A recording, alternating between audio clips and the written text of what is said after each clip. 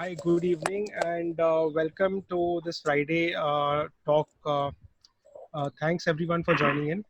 We've got two very illustrious alumni, Sandeep Bhai and Manu, and we hope to have a very interesting conversation with them. Both of them are veterans in the markets. Sandeep Bhai is a known face on the business media channels.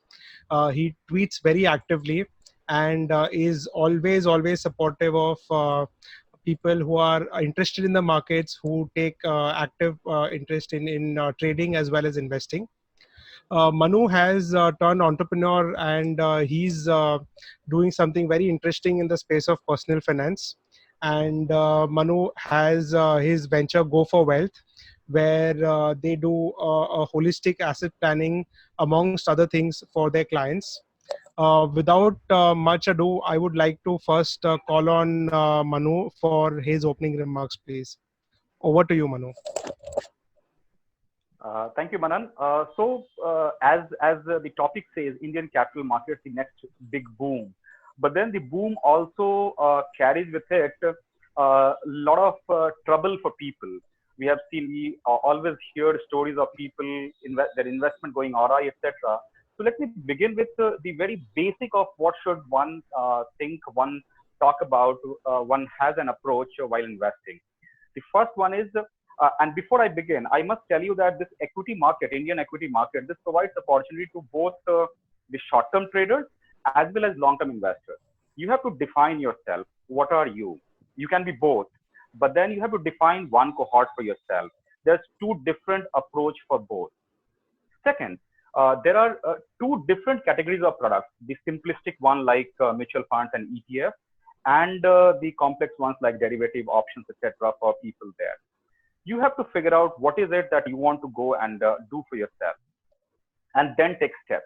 When people take steps, and that's what we advise people. When people take steps, the one thing that I always tell people to do is have a commonsensical approach.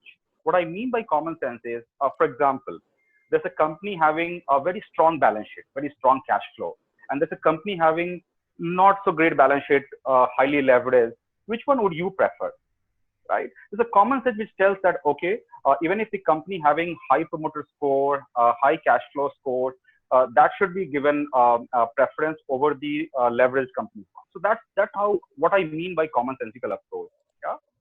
Common sense also tells us which sector, which companies to pick up. Right? We see around and we figure out which are the companies to invest in. Similarly, I'm really fond of taking a goal-based approach.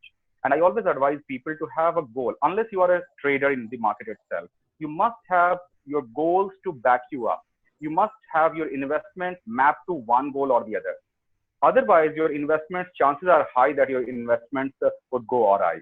By goal-based, I also mean that you should have asset allocation done for it. People blow out their capital. They are 100% invested into equity market. Like this equity market downturn has come now. They blow out their capital. They are just left with nothing. So while you invest into equity market, remember that equity market, you should invest only your risk capital. Yeah, not all. You should have a proper asset allocation done for investing into equity market. Similarly, you must understand your financial positions well. You must understand what is the risk appetite that you can take, and thereafter, you should invest into that. While doing this, let me come back to the opportunities that's there in the market today. Right? Post COVID, there's a lot of interesting opportunities that have come up. Right? Like we talk in the stock market terms, every disruption causes some different kind of opportunity that brings some different sector leaders, some different sectors into play. So, for example, most of us are doing work from home. Our children are getting educated online from home. Right? So this brings us to a different set of sector altogether called new age technologies. Right? I will not name companies, but then you can understand new age companies, telecom, data companies. These are the companies, online tutoring, for example. These are the companies. These are the sectors coming into focus now. This pandemic has caused a lot of trouble on health for us. Right? Now, health, India was itself a pharma capital earlier. Now, our pharmaceuticals have become much more lucrative now. Right? So pharmaceuticals, hospitals, diagnostic companies, these are the sectors. So again, a commonsensical approach. These are the sectors. These are the companies which you can pick up to invest and build your long-term portfolio. Similarly, from pharma we can come to insurance. Now there's a increased awareness about insurance and having insurance in these troubled times. Now, health insurance companies, for example, life insurance companies, for example, many of them are listed on the Indian bourses. They can be some good sector play, some good tactical and long-term investments, for example. Similarly, I believe that while you pick up sectors, you must also focus on the quality of management behind a company. It's very important, right? Management and the promoters, they drive the vision. So if you go do a bit of deep research there, you will easily figure out which companies to invest in, right? There's a lot of research info available.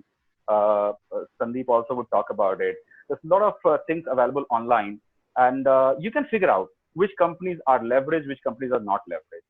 And that brings to my last point, which is while evaluating the investment opportunities in any company, you must figure out their balance sheet. You must understand what is their cash flow, how much are they getting in money, what is their operating profit margin. If the company is not able to meet its operating expenditure, why should you and why would anybody invest in that company? That means that the business model itself is not sustainable as such, right? So these are few of the basic things that is required before you delve into the equity market. Equity market itself is a very big opportunity. It presents a lot of short-term and long-term opportunities, but these are some of the commonsensical and critical steps that I advise people always to follow before investing and before delving into the stock market. Over to you, Manan. Thanks, Manu. Very, very interesting approach. Thanks for your comments. Over to you, Sandeep Bhai. We'd like to hear a little more from your side. Yeah. Manu spoke very well about how to approach the markets. And thank you first of all for the lovely introduction, Manan. It was actually great hearing from junior alumni, and it's a very, very good experience and a great feeling also. And I'm very excited to address my own alma mater and alumni, because getting recognized in your own institution really gives a different kick altogether. Though I'm there on the TV or the Twitter or all lots of YouTube channels also, but this feeling is extremely different. And yesterday only I did a webinar wherein we invited all our clients, sub brokers, and all my Twitter followers, and all our friends and relatives also, and we tried to work on how to approach the stock markets and investment during this COVID time. I would say this is just a Kalyug is there, or Satyug is there. This is COVID Yug. So we have to live with it. It's a new normal now. So lots of things are there where we have to really refocus now. Somehow I feel that we have to do a financial replanning, because lots of things have gone for toss, and then we have to re-understand and redo our risk profiling, because the risks are very different now. The goals are actually very different now. So we have to work on them. And one thing more, when one approach the markets, we really do a very different kind of risk profiling. Yesterday only, in last 2-3 years, we have evolved a questionnaire wherein we talk about financial freedom, and I call myself as a financial freedom fighter. We at TradeSwift, my company, which I co-founded in fact in 2003, and we have a decent client setup of a base of around 30,000 plus clients, wherein we are doing managed accounts also, we are doing algo also, and lots of all these basic investment accounts also. We promote passive investing, active investing. So we are trying to re-jargonize the whole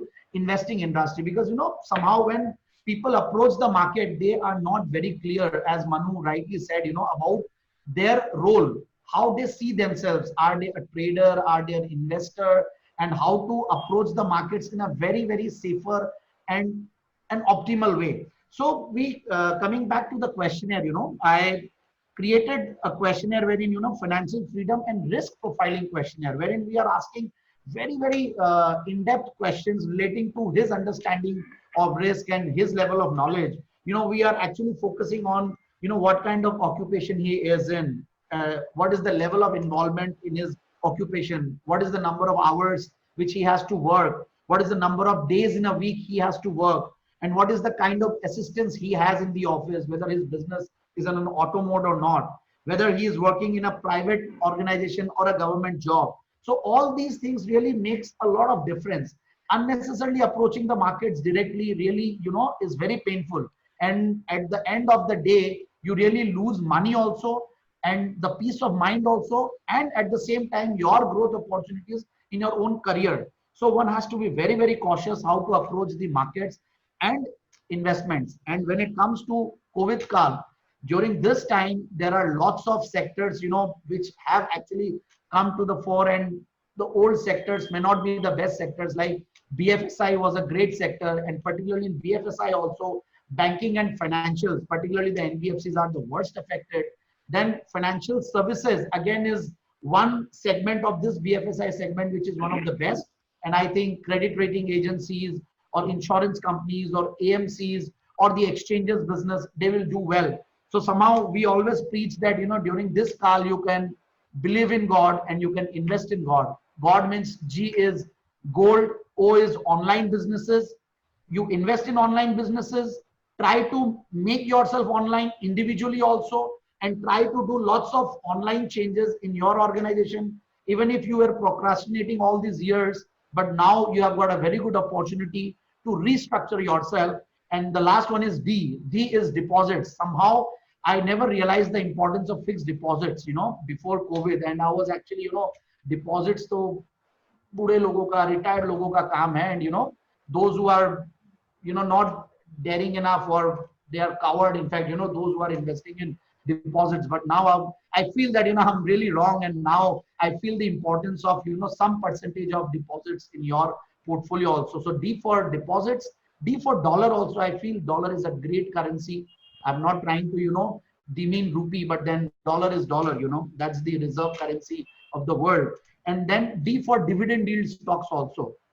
So these are some themes we are working on. Then sectors, as Manu has already spoken about, edutech has come up, online businesses, delivery businesses, healthcare, telemedicine. Then in sectors also, consumer staples, pharma. I have been recommending pharma stocks. In last 1 month, I have not recommended less than 15 to 20 pharma stocks only. Then we have been very bullish on ITC, Godrej Consumer. So all these consumer staple things. Then I feel that paints and chemicals industry might bounce back because of the weaker crude oil prices. Specialty chemicals is one sector one can really look at.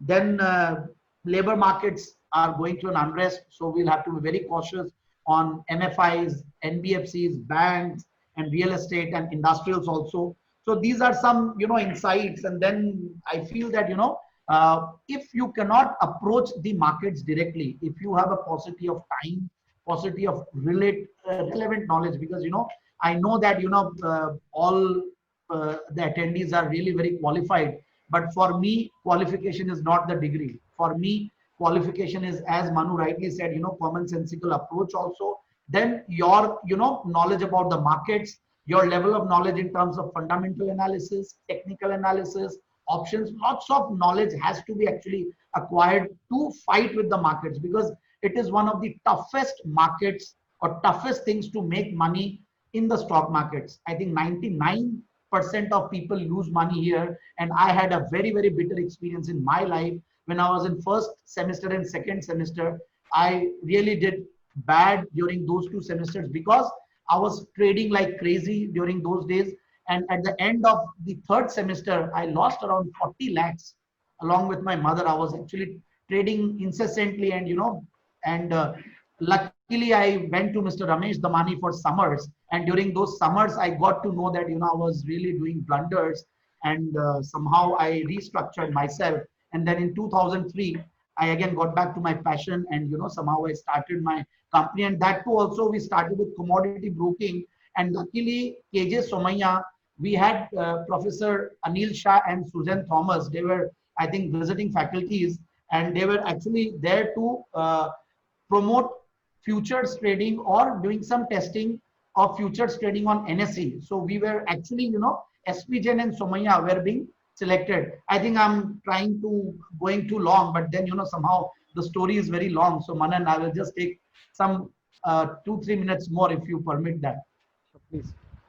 Yeah. So luckily, Somaiya was one of the institutes with SP Jain, and then the experience was so good, and those professors were so bullish about the commodity exchanges. So whenever commodity exchanges will be introduced, one should jump into commodity business. It was their statement, and believe me, November 10th, MCX came up with their exchange, and December 15th, 2003, NCDX came up with their exchange, and I left everything else and I remembered those words and I jumped into commodities. And in 2004-5, we did phenomenally well. I would appreciate ourselves and give a pat on my back that we had a very, very huge volume and we were one of the pioneers of commodity broking industry in India. Then 2007, 8, 9 onwards, we got into equities, demat accounts, DP, and then in 2011-12, I realized that we have to get into research. Then I have been doing aggressive research and a very intensive research with a team of around 5 people. Sandeep, I'm going to pause you there based on the research fact. One question that comes across based on research is, we've heard this term on multiple occasions, quality at any cost. And we saw that play as a theme almost in the last 6 months prior to the COVID crash. Would like your views on this. Is it prudent to buy quality across sectors at any cost? Valuations, keeping aside, like we've recently seen an article where it says Kotak Mahindra Bank is the most expensively valued bank in the world. So, do those kind of stock picks make sense, or at some point we should be happy to walk away from stocks which are obscenely valued, for the lack of a better word? It's a very good question, and it cannot be answered that shortly. And somehow, as you said, Kotak Mahindra Bank is one of the most expensive banks in the world. So Kotak Mahindra is still doing well. It is not doing as bad as Bajaj Finance. And Bajaj Finance was at price to book value multiples of 10 times, and it was the most expensive NBFC in the world. And now we can see, it came down to 2,000 rupees or 1,900 rupees from 5,000. So we have to be very careful about the valuations. And believe me, I was one of my cousin brother-in-laws. He's a doctorate in finance, and he has been teaching in NUS also, and in US also. He has been teaching in lots of leading universities. And when I told him that HUL is at a valuation of say 80 to 90 P multiples, so he was really scared and he was really surprised. And even if we see in India, the valuations of good companies are very high because there is a paucity of good quality stocks. And in US, even Alphabets of the world and Googles of the world are trading at companies like chemical companies of India. So we have to be very, it's a very, very subjective thing. And I will have lots of other factors, like I'll check the promoter quality, I'll check the sector also, I'll check the peer comparison also, then I'll check the return on capital employed, I'll check the debt equity ratio, interest coverage ratio. So lots of factors are there. But again, every industry has their own standard of P multiples, which we will certainly, we can discuss when we can have a specific. Thanks, Sandeep bhai. Manu, coming to you on this particular thing, we've seen large big names in corporate India come crashing down, and at the same time we've seen smaller promoters who have built a good business based on A, the business potential, and B, the way that they've worked. So they are the new quality. We'd like to have some thoughts on that, please. Yeah. So like Sandeep said, we were changing, and not just general investors, every mutual fund and bigger companies, all those MFIs, they were changing, as you said, quality at any cost. And therefore, certain companies were rewarded with high Ps and high Ps, etc. Now, what happens is, in time like these, obviously, when things are available at a cheaper valuation, why would anybody give a higher valuation to a generally known company as well? Also, the fact is that this pandemic has proven that there's no business which is recession proof, right? There was a time when, so today we're talking about telecom. There was a time when telecom was the most doomed sector. I mean, it was not very far away, right? So therefore, the fundamental value of investment, the fundamental process of investment is to figure out first is to figure out what you want to do, what is your risk appetite, and then secondly, figure out, as Sandeep rightly said, figure out the sector that is coming up, the companies which are there, having the balance sheet that's there for the company. Sometimes PE is not just reflective of the multiple that we give to people, give to companies. PE is also reflective of the growth potential that I want to see, that I'm willing to see in that company. Why was Bajaj Finance being rewarded? Because it was giving a super growth of 40 plus percentage, right? Now, so if the growth is there, PE would follow. But then I am an investor and I am an educator, which always believes that for me, PE has to be reasonable. I don't go beyond a certain PE level. And I believe that and I'm very clear on that, if there is a company which has got promoter issue, come what may, even if, so I don't want to take names, but there are companies, the banks, which were trading at X level and they became 2X in say in a matter of say few weeks. I said I'm very clear, I'll not invest in those banks because the promoter quality is a concern for me. Similarly, there are good promoter quality companies, but then their fee is very high. I would wait for my time to invest in those companies, or rather I would not invest at that time, because if you see Indian stock market, it's not just based on those 5, 6, 7 companies. Yes, there's paucity of companies, but then if you research well, you will get a lot of companies which show you enough good valuations. Sandeep is a proponent of valuation investing, right? So Sandeep himself has given a lot of trading as well as investing calls onto valuation. And we believe that any company which has got good valuation, backed up with good promoter, backed up with good financials, are the investing bet. Not just any company, which are run-of-the-mill companies. Thanks, Manan. I would like to add. Sorry to interrupt, Manan. I would just like to add something to that. You were talking about P multiple, then I missed on that. That time we look at some 15 to 20 parameters on fundamentals. P multiples, then return on capital employed, return on equity, then the promoter's stake, then the pledging ratio. So there are a whole lot of screeners we have done. We do a screener on these parameters. Then what is the price to book value multiple also. So around 15, 16, and when we do it on 8,000 companies, believe me, we just reached at 185 to 200 companies before COVID, I'm saying. And post-COVID, there are very few companies coming on those parameters. So we will look at 15 to 20 P multiple, 15 to 20 ROE, 15 to 20 ROC. So all these criteria are there. Then we do a fundamental research. Then we technically time them, and then we work on options also. So there is a big lethal combination of all these instruments. So there are n number of things to do, and so I think I would just one thing, Manan. I would just add one more thing here. So you know what? While we go for all those, so these are jargons, PE, PB, everything. I mean, like Sandeep said earlier, it's a jargon, and we have to declutter, de-jargonize the investing. So what people do is generally when it comes to PB or PE, they say no, we'll not look at this year. We'll look at 2 year forward. We'll look at 1 year forward. I mean, I always believe that this is a very, very wrong approach to investing. Why? So yes, you should have a view of future there, but why would you not look at today? If a company is not having a sound business model today, yes, there are chances that will have it in future, but then why would you look at future when you have got so many different companies to invest in? It's just about satisfying your ego many times, and therefore I also propose this thing to my people: remove biases out of your investing. Many times people succumb to their biases. They say, okay, somebody has made good investment, good money in this investment, I will put money there. Because my last investment was bad, I will not put money here. No, these are biases, and biases must be removed from investing. Biases, just cripple your thought process, and this just cripples your investment theory.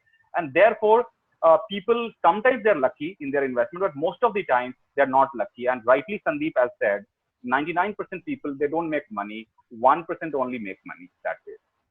Okay. Yeah. So coming to the next part of the conversation, we've seen certain themes play out spectacularly, both in our portfolios as well as on all kinds of media, social and mainstream.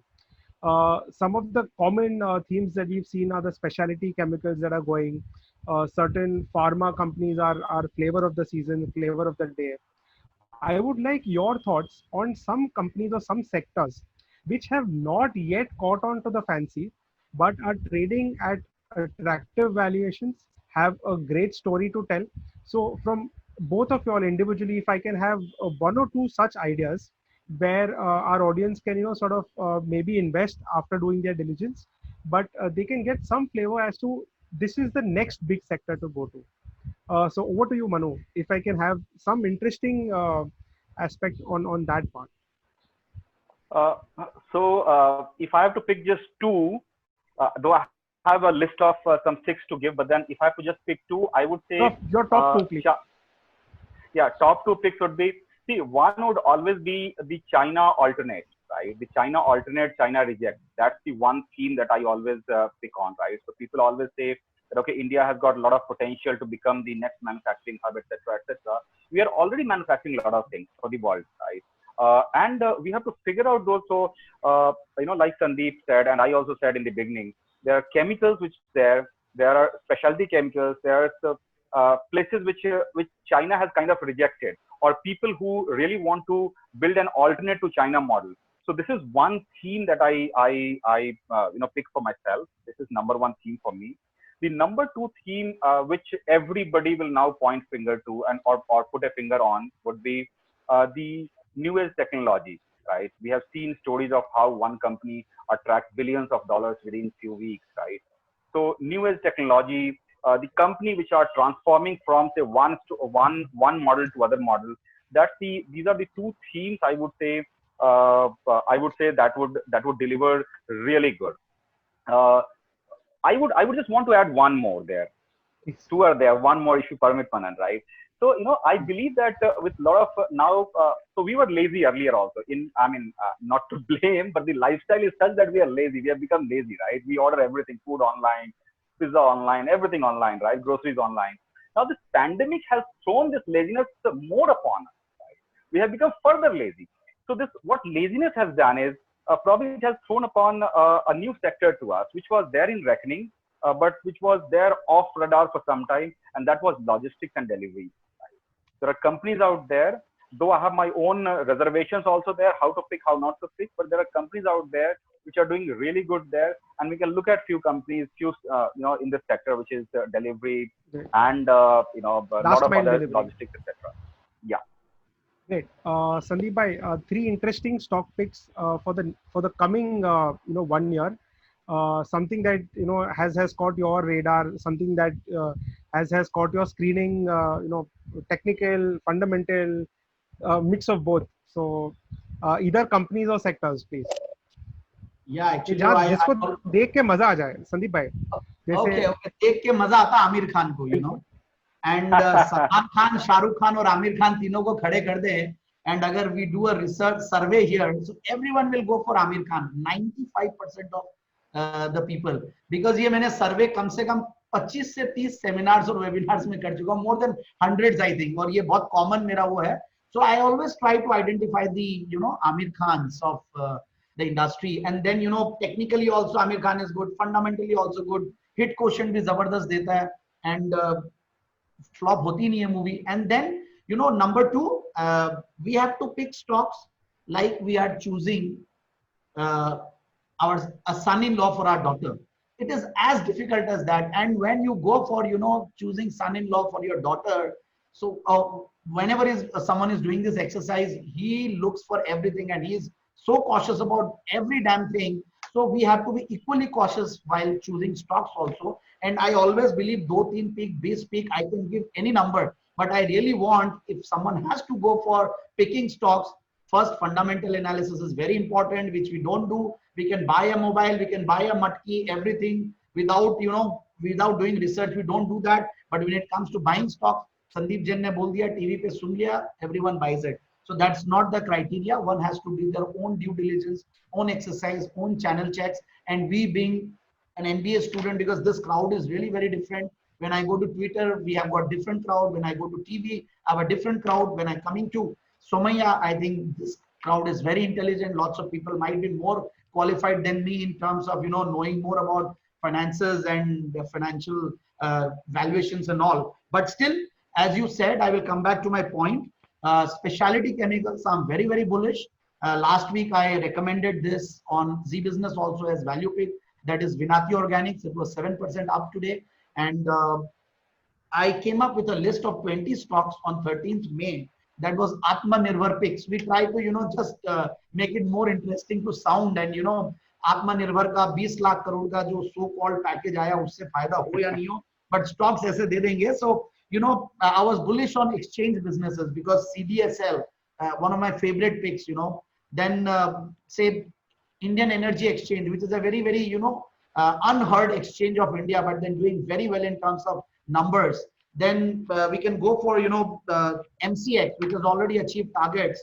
Then we can go for BSE also, BSE on declines. So these exchange businesses will do very well. ICICI Direct, this is the company where I started my career as a direct business catalyst or a sub-broker. And this company is a fantastic full service premium brokerage company, unlike, Zerodha's of the world, which is a discount broking company. So, exchange businesses I'm very bullish on. Then I'm very bullish on some cheaper FMCG companies like ITC and Godrej Consumer Products. Because when it comes to say HULs and Nestle's of the world, they are very, very expensive in terms of valuations. But yes, they are great companies. They can be held in the portfolios. But when it comes to new stocks to buy, then I will come for them. Then I will go for some, chemical stocks, as I said, a fertilizer or agri input theory system companies. And they are like, Rallis India or say GNFC, all these companies. So I've got a huge list of, 20 stocks. And then I will go for some FMEG also, fast moving electrical goods. So that is polycab kind of companies. So I think I have a whole lot of big list. I can always discuss, and it's there on my Twitter handle also. It's there on our website also. One can certainly look at, and one can easily give me a call. I'm more than happy to, attend all the Simsa alumni calls. Interesting. So that brings us to a common theme of China substitution or China complementation, specialty chemicals, not very expensive FMCG, not very expensive consumer, fast-moving consumers. And I'm sure if both of you all can, give us your recommendations, we will give it to the audience who's attended once this is over. Coming to a very important part is how do you protect capital in such a downturn? Because come 1st February, I don't think anybody, there was a bit of the rumor of COVID and things were getting out of hand at some places. However, nobody expected it to be this bad. And I feel we've gotten out a little better than a lot of other countries in terms of manpower loss and human lives lost. So how important does capital protection become in this kind of a scenario? Because this is going to be the new normal. So Sandeep, if you can, give us some ideas as to, probably cash allocation or gold allocation or some other kind of, allocation where it's in safe stocks or it's in stocks which are low beta. See, first of all, what I will appreciate, because me being from 98, I think I'm the senior most guys in the 55 participants and the whole panel, I think. And believe me this, if one is working in a very competitive environment like ours, and because lots of attendees must be professionals. So I feel, approaching the markets in a passive way is a very good idea. Approaching the markets in a passive way means, you can approach the markets through ETFs. Just invest in, Nifty ETF. That is the no-brainer kind of investment one can do, because the exchanges itself weed out the bad performers, and all the time good companies are brought into the index. So you don't have to go to any experts. You don't have to, wreck your brains to choose mutual funds also. So ETFs is one thing which is very important. Number two, me and Manu were talking about in the morning, risk management. As again, I rightly said, that, risk profiling, reef planning is more important. And when it comes to, people like us who are working, and I think all are middle-aged or some maybe in early 30s or late 20s. So we have to, do with SIPs. We have to approach the markets through primary participation. That is just apply in IPOs, OFS, buybacks, and do SIPs, do ETFs. So all these, or if you have a higher amount of, money to invest, you can approach PMSs or AIFs or, some managed account kind of thing. But directly approaching the market, somehow I feel that it's not a great idea. Sorry, I'm just discouraging and I'm deviating from the question of, giving ideas or picks. But then it is very important, that we focus on our own business, own employment, own self-employment, own job. And then, if we get time, we can do something else. But I feel, whatever money you will be making out of your investments, that 20% or 15% of 20 lakhs or 25 lakhs, which is a standard amount, that is 5 lakhs. And if you focus more on your job, you will not lose the peace of mind also unnecessarily. And because tracking the markets is a very, very boring job, and unnecessarily you lose on lots of things like peace of mind, family relationship, friends, and then your job, and then unnecessarily, getting a bashing from the boss also. And thodi bahut, you are not doing justice to your on duties. So I feel, go to the experts for higher amount of management of money. And we have got a great website, Go for Wealth. Certainly Manu is doing a very great job. I have seen his website, and giving an algorithmic advice on mutual funds is a great idea. So I think we should go through the passive and indirect way of participation in the markets. That's a better way of approaching the markets. Thanks, Sandeep bhai. Manu, you have a very interesting approach that sort of helps protect capital while in downturns like this. The drawdowns are either limited or not as bad as the markets are. We'd like some thoughts on that, please. Yeah. So, like Sandeep said, and thank you for complimenting Sandeep. Like Sandeep said, what we should also do is, whatever he said is right. Plus, I would just add one more thing there before I come to this question. Is also do not invest into equities or into mutual funds just because you have got spare cash. Cash is a different aspect altogether. You must have a cash management for yourself. We just launched a couple of weeks back. We launched emergency planning videos for our customers and our followers on Facebook. So we always say that depending on the business that you are in, depending on the sectors that you operate in, you must have minimum 6 to 1 year, maybe 1.5 years of cash ready with you. And like Sandeep said in the beginning, I also learned it the hard way that if you are 100% invested into equities, that's not a good thing. You must have some cash with you, right? So emergency planning is very important. You must have some cash, and just because you have got cash, it shouldn't be invested into equities. Equity investment is an art. It's form of the regular kind of investment that's there. Right? Now coming to the question that Manan asked. So what we do is, and that brings to the algorithm, the logic that we have built is, we constantly monitor, evaluate the client's portfolio that we have, right? And keep a tab on. So like Sandeep said, our approach also starts with risk management first. We understand the risk of the client first, the customers first, and we figure out how much is he capable of, or how much is he comfortable to take risk on, right? And that's the cap that we put in the portfolio there. And that's what one should do. This is not something that Go for Wealth only can do. You can do it also yourself. You can also put an Excel tracker for yourself and do that.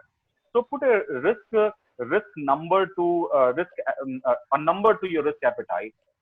Evaluate, let your portfolio get there. There's Google Sheet available, which auto calculates your daily portfolio returns, etc. I mean, I'm just giving some example of how people can automate it on their own way, right? So Google Sheet is available. You put a number there that, okay, you are comfortable taking a 5% downtick there. Right? In case there's a downtick more than that, in case there's a drawdown more than that, you always are free to switch from, say, a company to a B company if you are comfortable only into equities. Right? Otherwise, the best option is, and what we suggest to people is an asset allocation model where we say, okay, if say you have 50% asset, 50% of your corpus invested into equities, and 40% into debt and 10% into cash, that should be maintained always. So in case the equity market goes down, that means your cash portion goes up, your debt portion goes up. So money should automatically flow there into equity market, so that there's an auto averaging happening to all these three asset classes. Similarly, when the equity markets appreciate, you should just be greedy enough there. You shouldn't just be cling on to your portfolio there and say, "What, I'm still there." You should keep booking your profits also, at the regular interval. I've heard Sandeep many times keep suggesting big time, booking profits. And I remember this line from Sandeep where he said, a profit in book is not a good idea. booking profit is always better than profit in book. So, you should book profits there, and then, again, put a cash sheet there, put a, debt fund there, so that in times like these, when market goes down, you have got enough cash, enough surplus in debt to actually flow back into your equity. That's the approach that we keep for our customers. That's one. The second thing is, while you do goal planning and invest for those goals, towards the end of the goal, please understand your goals have got a finite deadline. If your child has to go for a higher education in 2030, she has to go for that education in 2030. It cannot be postponed for 2032. So while you approach towards the end of your goals, you must ensure that your equity allocation goes down and your debt and your risk averse allocation goes up. And that's the way how we protect and kind of limit the drawdown. Of course, drawdown cannot be fully ignored, but the limit can be put on that drawdown there. Okay, thanks, Manu. We've got some questions from our audience. One very interesting question is, what could be the reason that Jio is planning to launch the IPO first in on global markets rather than in Indian markets? So that's something I'm sure most of our participants want. Sandeep bhai. Yeah, great question. It's a very, very, very relevant and a very good question. In fact, I was never expecting this question on this forum, but then, NASDAQ is behaving as if, COVID was not there in US. Yeah, it's a V-shaped recovery and it's already at lifetime highs. And NASDAQ is a great exchange to, list all these kind of, IT companies. And I think that's why, and Indian markets may not have that appetite also. And Indian markets, they have come up with enough paper and already they have come up with rights issue. So it may not be a good idea to come up again with, Jio IPO. So I think, Reliance is again a big front runner and a trendsetter. They do things in a different style. And I must appreciate the way they have been approaching the capital market since 1975. And they have created the cult in Indian markets, the investor cult, and the retail investors, which we see, I think in one way or the other must have been associated with Reliance. So I think it's a great idea and they will get a better valuation also. And then, they can always relist. So there the valuations and there the appetite for the Jio. And in fact, already lots of good investors, big PE firms have already invested. So I think it will be easier for them to take an exit also and don't take a hit on the currency also. So maybe the currency valuation. They're trying to give an exit route to the PEs. Another question is, there are some sectors which are really beaten down. One of them is the real estate and the home finance sector. Except for a couple of stocks which are doing well, namely HDFC banks and the HDFCs of the world, most of the sector is very badly beaten down. Can we have some views on the revival of that sector or the current prospects of that sector, please? So, do you Manu, want me would you want to take that? Manu will answer? Manu, would you want to take that? Yes. Manan? Yeah? Yeah, please go on. So, yes. So my take, again, I would go to my first opening statement where I said there has to be a commonsensical approach, right? Now, with TCS and, sorts of companies announcing that this COVID has actually thrown a new opportunity to them where most of the employees would work from home. There are people where they say that, their office requirements will go down. Right? So all these companies which are into office leasing, etc., they, if they are not going to do very bad, they are definitely going to experience tough time in near future. Right?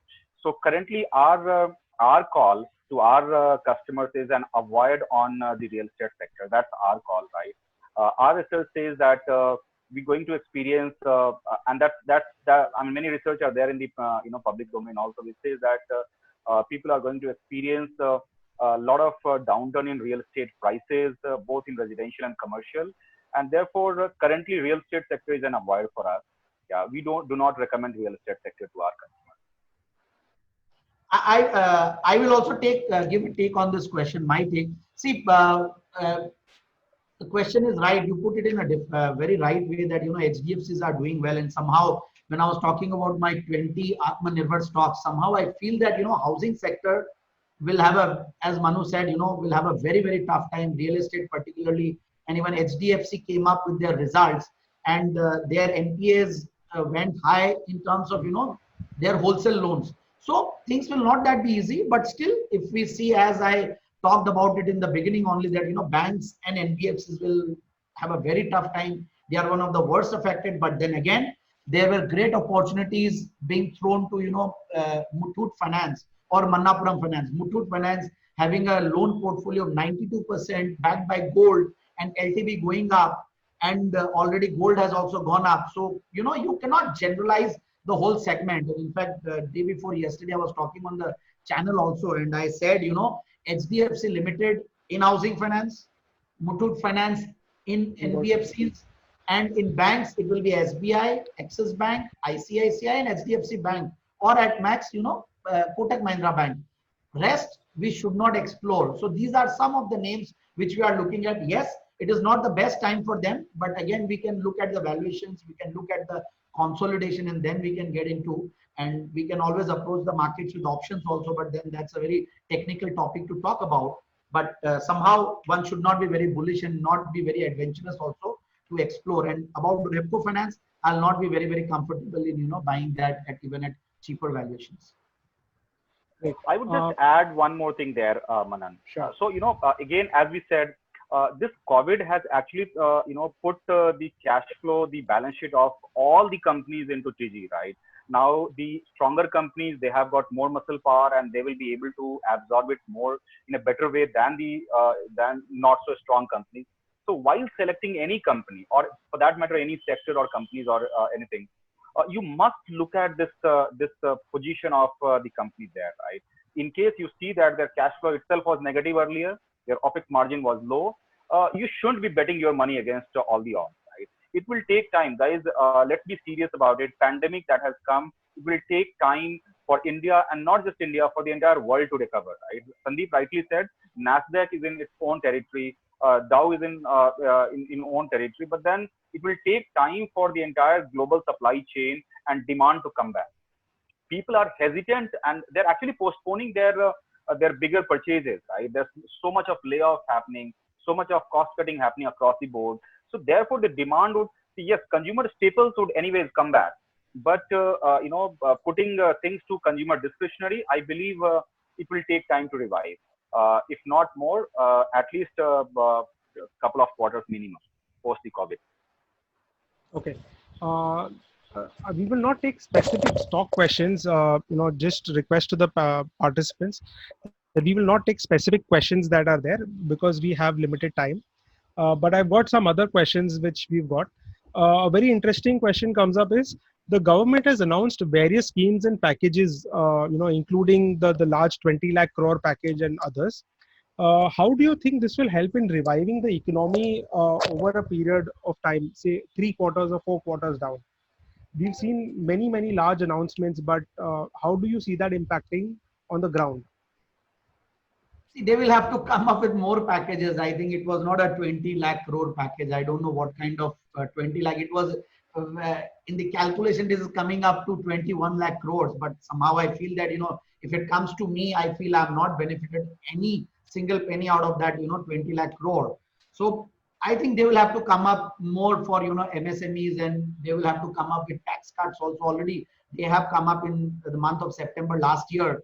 But then again, some tax refunds also, maybe whatever tax we have deposited in the past, they should do some, tax refund in terms. They should actually structure a loan wherein, they should check the balance sheets of the MSMEs, then the GST payments, then the income tax payments, then whatever they have sold during this particular bad phase. So they have to restructure. It has to be actually done very, very algorithmically, and they have to use some artificial intelligence and come at a figure where, they can give actual money in the hands of people like, MSMEs and entrepreneurs, because otherwise people will have a very tough time. And lots of being focus has been done to the agri sector where, maybe it's a very populistic, and maybe, that is the sector where, there are lots of other political reasons also.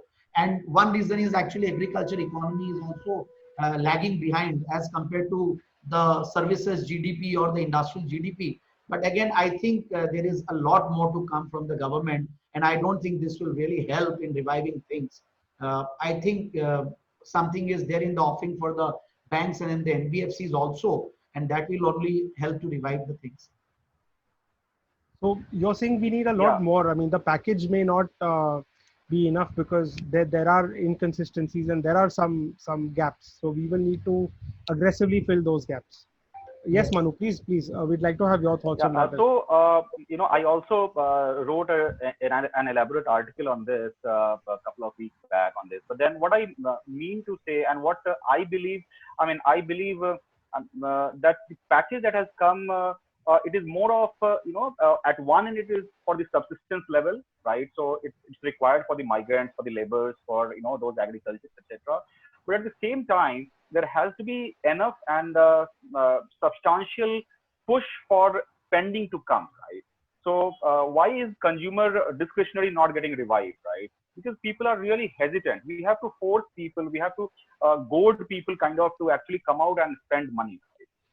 For that to happen, people have to believe that their income, their cash is actually secured. If not secured, they have got enough to actually meet their end.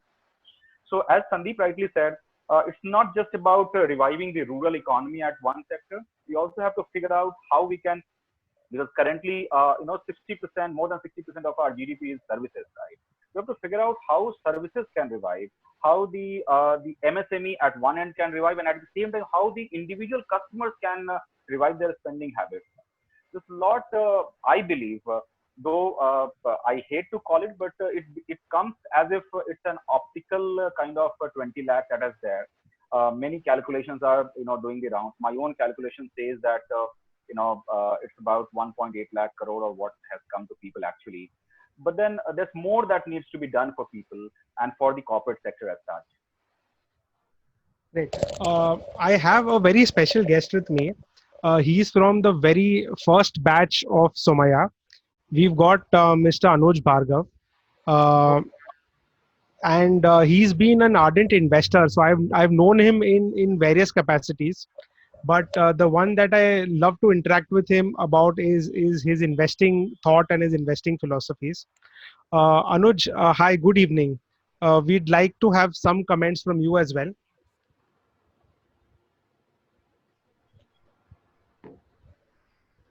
I believe Anuj Team, is if you not can. No, I unmuted. can see him on the panel, but team, if you can please unmute Mr. Anuj.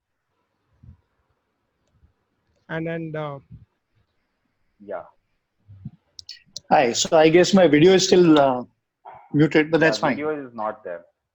It's okay. I'm not too much of an Amir Khan guy, as Sandeep would say, so it's fine. hi, So, Anuj. Hi, Anuj. Yeah. Yeah, so perhaps I would be extremely the odd guy out in this philosophy which we've discussed.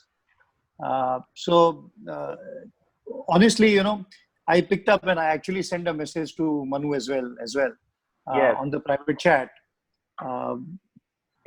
Experience teaches you many things which academics doesn't teach you, right? Yeah. So I have been investing since I was a kid. So I've got almost 38 years or 40 years of investing with me.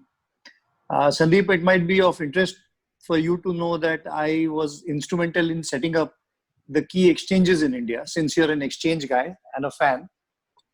So almost most of the market infrastructure has been done by me in terms of NSE, NSDL, Clearing Corporation, SEBI. At TCS. Yes, so I was driving that from TCS. So coming to investing styles, it might surprise you, in the 38, 40 years that I've had, I have not sold more than 20 times, including times like this. So this might come as a bit of shock for a lot of people who support FDs and margin of safety, etc. But I have generated amazing wealth by staying in the market and keeping my head down and ignoring the trough and the lows. Research indicates that maybe 10, 20 days in a year, if you are invested, you create the maximum wealth. And God knows which are those 20 days. I don't think anybody can pick up. Right? So Right. if you can, you become a great trader. I have last 3 years tried trading as well to see whether trading beats my long-term investing. And so far it's not, even though I've been working with some of the best trading minds in India. Generated reasonable wealth. I wouldn't say immense wealth, but I have accumulated over 900 to 1,000 companies in my portfolio. And I track them all closely. I have complete data on all of them. I read all their balance sheets. So the point Sandeep, I think, was making and laboring to, push was you can't ignore the fundamentals. Yes. Currently, I sit with Manu and, Manan on a few groups where they chat, and they are like fans of your charts. So last 5 years, 7 years, I've started looking at charts. At TCS, we experimented with Algo, I did. And we experimented with seeing charts, seeing the correlation. But nothing really beats the story. So, so some people say, don't look at the future. But boss, investing is about the future. So if you don't look at the forward P, you have a problem. So you must look at it, but ignore the past, right? So when you hire an MBA, for example, you look what is he done. So you are seeing the past because you're seeing his track record. Is he committed? Why are we looking at guys with, A pluses or 60%, whatever? Is because we want to see that he's committed himself to the task that was given to him. The same way the company has been given a task to return money to the shareholders, has it? So to me, the dividend ratio, the cash flow, employee retention, they are very different measures I look at. So I look at capital to sales, which might help Sandeep, look up and beef up his research. I think that's a leverage ratio that very few people look at.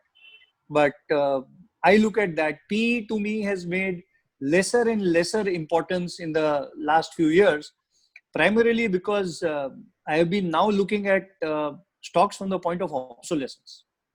And I firmly believe that at every curve, and COVID has given that curve, where you will find obsolescence investing to become extremely critical. So some of these titans will just disappear. And I've seen this in Western markets. I've kind of invested in a few Western markets. So I've seen Marconis of the world disappear as market leaders. I've seen the Mafatlals vanish. So I've seen a lot of these stars just disappear. And that's the point about the future. And these curves like this. So COVID actually is a blessing in disguise to start your slate all over again. You do a check and then you take over and make a call where you are heading.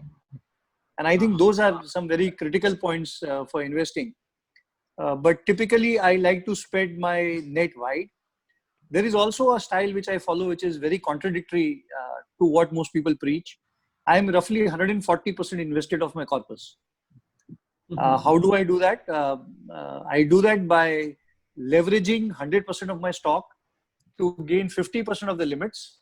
And I invest 40% of that and 10% I keep in reserve. Now that's something which I have not shared on too many platforms, but this is my own home. So this is an interesting style which a lot of people think. So per force, I'm always looking at a 7% return about the rate of interest that I pay. So every time I'm doing a cumulative investment on my book, I'm looking at 5 to 7 minimum aggregation over the 1 year. And if I can do 30%, I can actually reduce that limit, or I can leverage that 100% again to gain more. So that's a very contrast style, because I started very poor. I started working at TCS. TCS, is a poor man's job. You never get paid. So when I started, I had very poor investment funds, and that's the story of many people with a lot of consumption also. Savings are poor. So when you start with that, you need leverage to actually grow. So you either make it or you get out. And that's why your investing style becomes useful and fundamentals come in place. And the other thing that is very surprising is I've avoided mutual funds like the plague. The only one I got into was UTI, and that was because I acted as the registrar for them. So it was like good client practice to invest there. So those are some of the top of the mind crazy things that I've done in building my portfolio. And so far, I think I've done a CAGR of over 33 or 34% for the last 40 years. So that'll give you an idea of I've been lucky. How lucky I have been. Anuj sir, that's a fantastic piece of advice, Anuj. I believe what you've been doing is, even if you say it's crazy, what you've been doing is you've been consistent with your style. Knowing what you do and being consistent with your style is what makes things work for you. And kudos to you. You've been doing it fantastically well. And many people can, I mean, so, but one piece of advice to all the people who are there on this, you have to just not copy anyone's style. You have to make your style. Anuj has made his own style. He's been consistent with Absolutely. that, and therefore he has Well made said. money. So you have to make your style. Don't copy anyone's style. Absolutely. Anuj, excellent. Actually, it was great hearing from you when I was there in Mumbai also, on September 7th last year. That was the alumni meet, and it was a fantastic story from your side. And I was so happy to, hear from you that, you were you were behind the exchanges of India, and in fact, you were representing TCS there. And then again, I'm amazed to hear about, 33% CAGR. And the things which you were talking about, actually, you really need a huge amount of experience.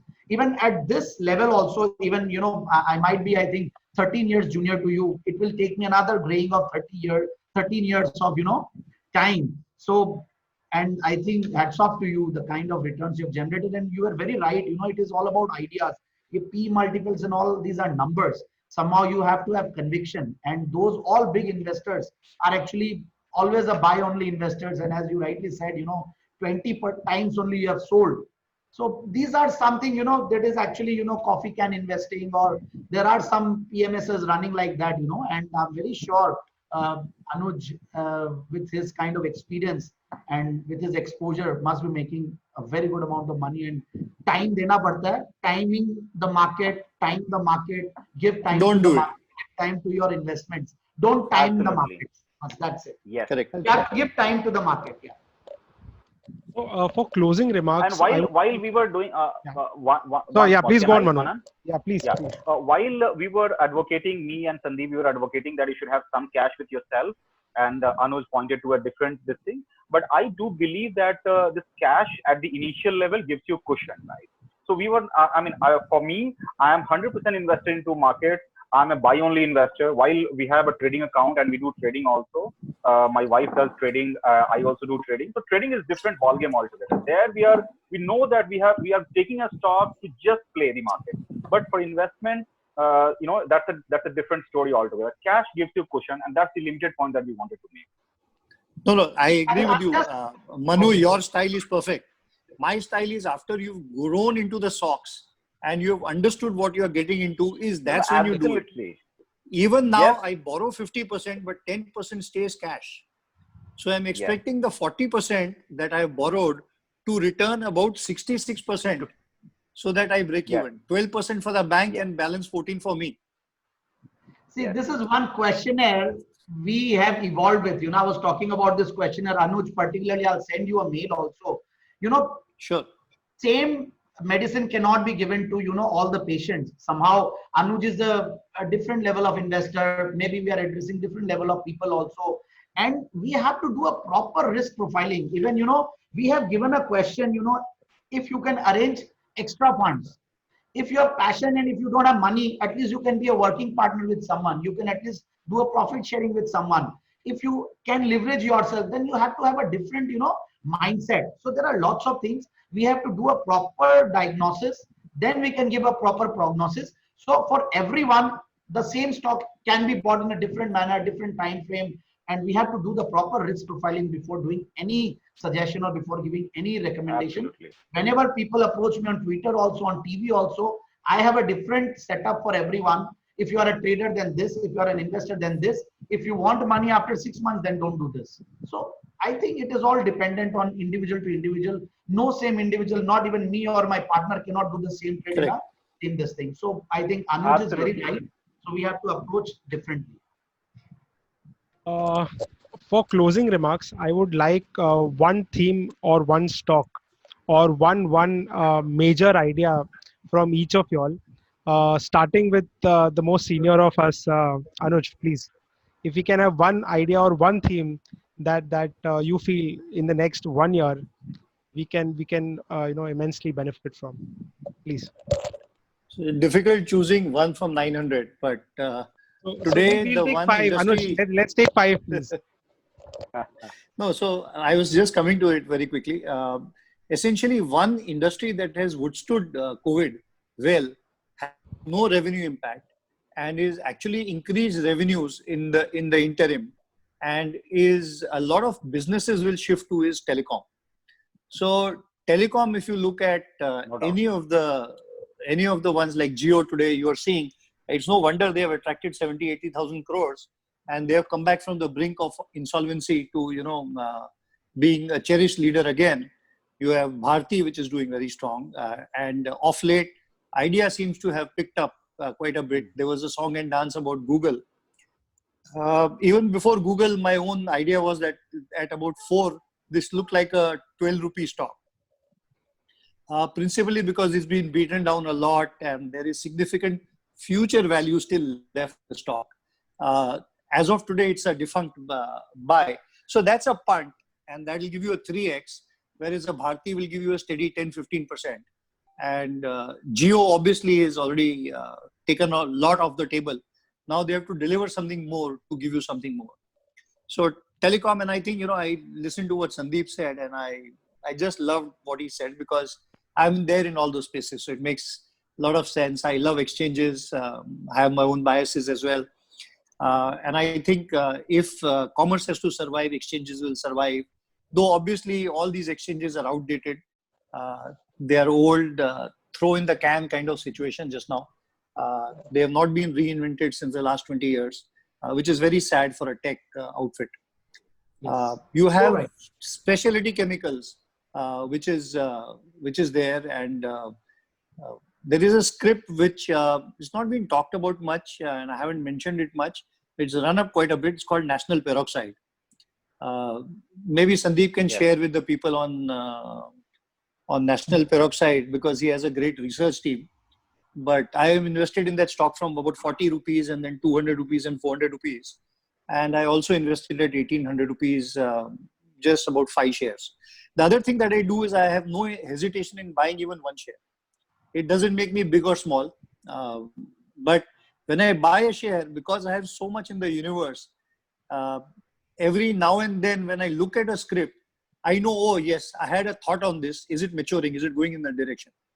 So when I buy, don't hesitate to buy even one share. You don't become big or small by buying thousands of quantity. You buy big or small by buying the right at the right time.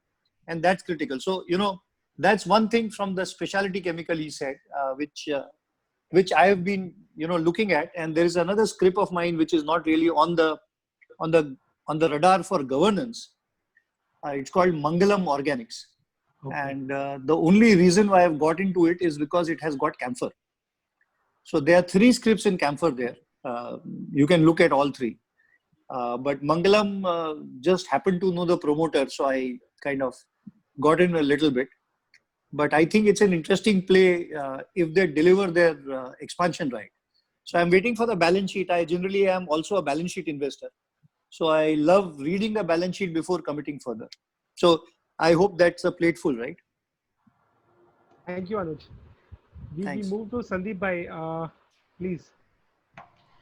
Actually, Anuj gave me a very good idea. Actually, I was just researching about, Mangalam Organics. It's a fantastic story. National Peroxide, also one of my TV followers, sent me a whole, bunch of research and long back, I think, and it has done a multi-bagger from there. But though I have not recommended the stock, but it's a great idea, certainly. And, specialty chemicals coming from Anuj, again, gives me a very good conviction. Then telecom somehow is one thing, data is the most consumed item in the world as on date. Sote waqt bhi kha rahe hain aadmi, jagte hue bhi kha rahe hain. So I think data is one thing, certainly, it's a big thing. And when it comes to companies, as Anuj rightly said, Reliance will have to now deliver more. So I'm not very comfortable, buying Reliance from here. Then Bharti actually has outperformed in last few months. And in fact, we have been a buyer since, 300 rupees. And actually, I got the conviction from hearing to Mr. S. Narain of, ICICI Pru. And I was there in a webinar with him on PhD Chamber also. And I complimented him because when I just went to listen to him, we generally go to those mutual fund seminars also. And I got the idea from there. And those times when no one were talking about, Bharti Airtel, and it was coming down from the levels of say 450 to 280, 90, and giving a conviction in that particular idea was a great thing, and I really appreciated him. So I think Bharti, certainly I'll be a buyer at, again, 480, 90 levels. Let it correct by say 10, 15%. Today it corrected because, Google of the world has actually looked on to its competitor Idea. So let's see. But again, telecom is a very, very interesting space. We are very, very, keen on, investing in this sector. Specialty, I've recommended n number of stocks. Pharma, we have recommended lots of stocks. Still, I'm very bullish on Pfizer in pharma. Then I will talk about, these exchange ecosystem business, which is CDSL. I'm very, very bullish on CDSL. Whenever it falls to, yes, say 200 and 215, I'm a very, very happy person. I really feel that it's an extremely cheap business, which is available, and a monopolistic business. It's a duopolistic business, NSDN and CDSL. And I still see, mark sheets getting dematerialized, even your insurance policies, mutual funds, and everything is getting dematerialized. So digitalization theme is going very well with CDSL. So I think CDSL is one stock which have been very, very vocal on all the channels also, and all the media also, and Twitter also, everywhere. So I think CDSL is my top pick. One should really look at CDSL. Manu, we would like some ideas outside what our senior alumni have said. So on to you. So, I was just hearing to Anuj and Sandeep. They kind of, so I had listed some 15 ideas. They have kind of plundered all those ideas, but still one is left for me to speak about, and that is the financial services sector. And I'm very fond of insurance. Right? So at one point in time, what HDFC's banks and HDFC Housing Development Finance Corporation per se, they used to they did for investors. I believe this is the time for insurance companies to do the same magic for the investors, right? I'm very fond of these insurance companies, and I would seriously, in fact, we've been recommending insurance to our customers as well, and we believe that Sandeep also alluded to it sometime back, and we believe that insurance has got good times to come. Yeah, so insurance is one pick. Fortunately, Sandeep and Anuj left it for me, right? So that's one pick from my side, and so I think that sums it up. So I'll just add one thing, during this time, during the lockdown time, we had the best of, time in my career in terms of, the lead generation and the conversion, and, lots of clients were coming up. CDSL opened more than 1 million accounts just because people thought, stock market is a good time pass, nothing to do at home. Why not explore stock markets? And they are burning fingers. But then jokes apart, and I'm really actually very, very worried about those hands also. But then, particularly Manu has rightly said, financial services industry will really do well. Credit rating agencies, everyone will have to get themselves re-rated. So credit rating, CRISIL I have recommended recently. ICICI Direct I recommended because, lots of small time brokers and regional brokers or unorganized brokers were actually, getting disrupted. And people are going to these Axis Direct or ICICI Direct or HDFCs of the world for broking services. So these companies are actually getting that premium. So ICICI Broking, ICICI Securities is a great bet. So I think general insurance, AMCs, we have to be very, very choosy. We have to check that, we do not fall prey to things like, Franklin Templeton, because Nippon AMC I've been recommending, but then they have the same problems in terms of, some of the problems. I won't say that similar level of problem. So we have to be very cautious. Again, HDFC AMC is a very good bet. So I think life insurance, general insurance, AMCs, exchanges, depositories, and NSE is also coming up with an IPO. So get ready with all your demat accounts. They will be coming up, say, next 3 to 6 months. So with all your family members. And last but not the least, Nifty ETF. Don't miss investing in Nifty ETFs. It's a very, very good passive investment, and ETFs are not catching up in India, but very soon it will be catching up. For every strategy, you will have a different ETFs, as we have seen in US and the Western countries. So ETFs one has to explore as an investment. Yeah, that's very correct. I will just add, I mean, ETF is something that we've been recommending because ETF is the most common and passive form of investment. But you have an index hugging fund which actually delivers really good returns for you.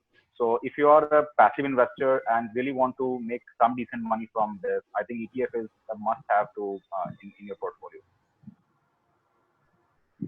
Thank you, gents. Thank you for a very, very enlightening session. I would like to invite Monica ma'am, our director. If you all can please unmute her. Uh, Ma'am, if you can just say Yeah, a few yes. words. Thanks, ma'am. Hi. Good evening. Hi. Hi, everybody. Good evening to everybody. Hi, Manu. Hello, ma'am. Yes, how are you? Good, good, good. Long time. Yeah. Long time, long time. I think at least 4 or 5 years since I met you. Yes, I've been you came very, here and you didn't give me a chance to see you, huh? yes, yes, yes. Now, I've been listening very, very, faithfully to all of you and getting all the nuggets of wisdom. Sandeep, Anuj, Bhargava, I think all hidden jewels, all of you billionaires, I think so. I mean, the type of secrets that y'all were revealing. I think it's a very, I really enjoyed listening to all of you and a lot of insights you have given. And I think one of the most important things when people are investing in the stock market is that be able to identify what are the winners, potential winners in the future. Which are the stocks, which are the companies, which are the sectors which are going to do well in the future? Because that's how you would be we build our portfolio. And even small investors, if we get that insight, if you are able to assess which companies, which sectors are going to do well going forward, I think each of us can build a very good portfolio and wealth for us. I think at the end of the day, balance is very important. You need to have a cash backup. I mean, without cash, none of us can survive or handle any of the unforeseen emergencies or crises that will come up in our life. So balance is the key. You have to be ambitious. Have to have a good portfolio. I've been a sporadic investor, so to say. I started investing in the stock market when I was very young, when I started my career with Siemens. And courtesy Mr. Harshad Mehta, the double bull, the original bull, I make a lot of money in those days, of course, in the 90s. And I bought a house for myself, a 2 BHK flat. And that turned out to be a big money spinner. So that way, but then after that, for a long time, I didn't invest. But now again, I have started looking at the stock market keen eye. I hope I'll take your advice also. And I hope good things will happen. I can see there's lot of shifts that are happening in the market. Some sectors going down, some sectors going up. Overall, if we play the game right, it will be a win-win situation for most of us.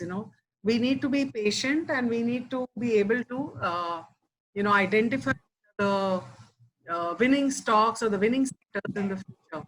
The country has a great future. Country has a great potential, and I think that's how it's going. It's going to be good times. There is a correction right now, but it is good times in the future. We have to play the game carefully, fairly, and with lots of patience and all that. So really great. I mean, I'm very happy. The one big outcome that happened here was that we've all got together on the Zoom. It was non-existent 2 months back, but today, it's got us all much closer. And I hope this such type of debates and discussions keep continuing. And there are no geographic limits today that zaruri hai, flight pakdo, ye karo, wo karo. I think you can just have such type of discussions. There's so much learning for the students. There's so much learning for students and for all of us. So really great. I think one big advantage come out of Corona. I think for India, for us, there are more advantages than disadvantages for Corona. And we all got time to look back, to reflect, and then, maybe we'll all move forward together. So thank you for all of you. And Manan, you've been a great moderator and a compare. I look forward to many such discussions. Thank you so much to all of you and really good luck to all of you. Great times ahead for all of us. Thank you. Thank you. Thank you, ma'am. Thanks, everyone. Thanks for a very enriching talk. We hope to have more such seminars. We are having, as part of the Alumni Association, we are also planning sector-wise discussions where we are inviting fellow alumni to participate on such forums. And we do hope to have a similar session on the stock markets probably at the end of June. So I would appreciate if we can get more participation, and for our guests to join in again. Thanks everybody. Thanks for your time this Friday evening. Stay safe, stay at home, and have a nice weekend ahead. That's out and over from me. Thank you very much, Manan. Thanks Thank you so much. everyone. Thank Thank you. you. Thanks Thank you everyone everybody. for joining. Thank you.